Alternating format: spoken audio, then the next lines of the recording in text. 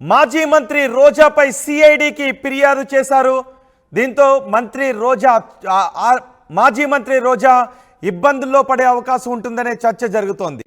రోజా మంత్రిగా ఉన్నప్పుడు ఆడుదాం ఆంధ్ర కార్యక్రమంలో పెద్ద ఎత్తున అవినీతి జరిగింది అని ఆరోపిస్తూ ఉన్నారు. ఆడుదాం ఆంధ్ర సీఎం కప్పుల పేరుతో 100 కోట్ల రూపాయల స్కామ్ జరిగింది అని ఆరోపిస్తున్నారు.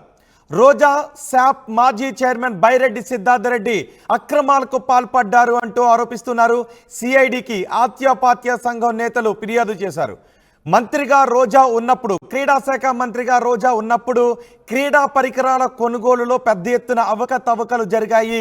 ఆడుదాం ఆంధ్ర కార్యక్రమంలో నాసిరకపు క్రీడా కిట్లను ఎక్కువ ధరలకు కొనుగోలు చేశారు అంటూ ఆరోపిస్తున్నారు.